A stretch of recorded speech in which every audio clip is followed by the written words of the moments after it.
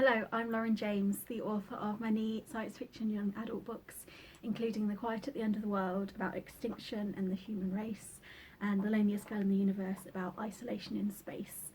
I was very excited last year to be invited by Barrington Stoke to write one of their dyslexia-friendly novellas, and I chose to write The Starlight Watchmaker, an adventure about a lonely android called Hugo and the new friends he meets, a amphibious duke called Dorian and a living mountain called Ada. I was so happy with the experience and I couldn't stop thinking about these characters, so I begged them to let me write a sequel. Luckily they said yes, so later this year the Deep Sea Duke is going to be published, which carries on the adventures of Hugo, Dorian and their friend Ada. This time they are off to Dorian's home planet, where we meet his father and mother, the king and queen, and we learn a bit more about what is going on there. So Dorian is very nervous about introducing his new friend Hugo to his parents for reasons that Hugo is a bit baffled by and doesn't really understand. And Ada is celebrating graduating from school, and she's looking forward to being able to expand in size from a small portable hillock to a larger planet of her own, like her mother. Hugo, meanwhile, is just very confused and baffled as to why these two amazing people want to be friends with him. He doesn't understand why they've chosen an ex-servant, a working-class, poor, underprivileged android to become friends with these amazing, vivacious, charming people. And Dorian is very determined to convince him that he is wrong and he has a lot to offer. However, their adventure is interrupted as soon as they arrive on Dorian's home planet, when they find out that a nearby planet of a butterfly race has faced climate change due to releasing fossil fuels. This has led to global warming, which has destroyed their planet, increasing the temperature and turning it into a barren wasteland. The butterflies have had to evacuate and have become refugees on Dorian's home planet. Meanwhile, the butterflies have brought with them a pet, a particularly rambunctious kind of otter that escapes and starts causing all kinds of chaos across Dorian's planet.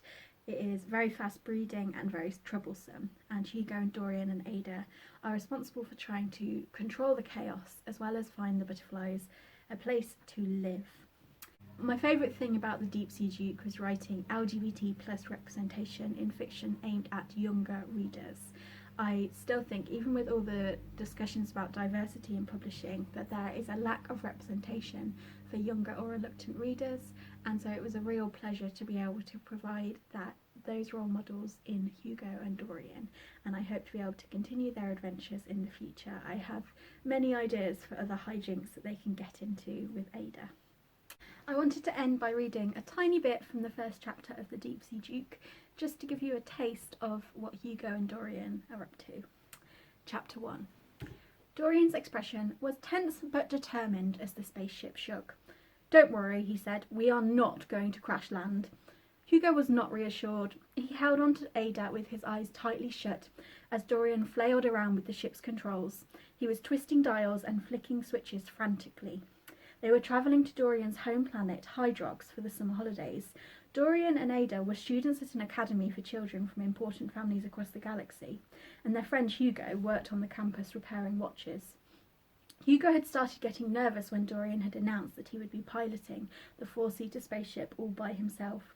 Dorian had a habit of exaggerating his own skills beyond what was true. Most of the journey had been fine, as the spaceship had just sailed in a straight line. For 3 weeks, the three of them had sat around playing card games while listening to cheesy radio plays on the gramophone.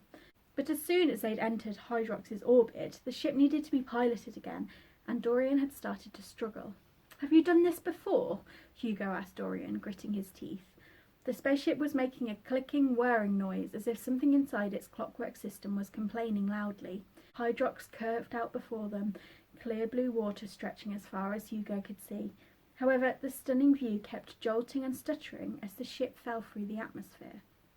Dorian tapped the controls again. "Actually," he said, "this might be a good time to mention that I've only just got my provisional pilot's license.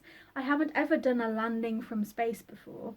Plus, Ada's weight is unbalancing the ship."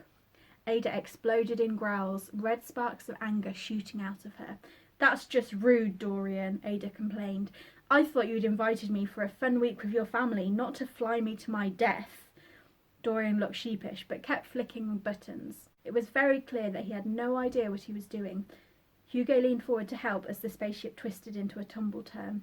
He didn't know how to fly a spaceship, but since he was an android made out of clockwork, he did know how cogs and gears worked. Hugo had been studying the spaceship's controls for the whole journey. He felt sure that Dorian was pressing completely the wrong things. Hugo pulled a latch in the ceiling, making a rudder unfold from the bottom of the ship. The ship stopped rocking, and they began gliding towards Hydrux. "Oh," Dorian said. His green antennae drooped as he watched Hugo work. Dorian sprawled back in his chair, letting Hugo lean over him to unwind a thin chain from a reel.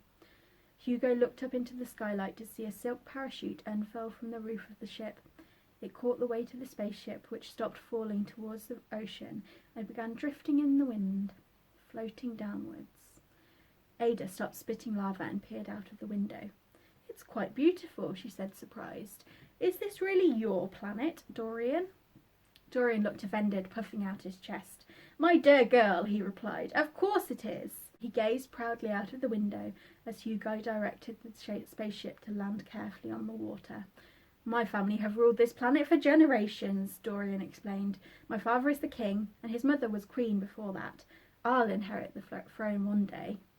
So, that's a little bit about the novella. If you haven't read The Starlight Watchmaker yet, I highly recommend catching up on Hugo and Dorian's adventures before you dive in. The books both work as standalones, but I think that the character development will be all the more special if you've read the first book before you dive into the second. Thank you very much for listening, and I'll talk to you soon.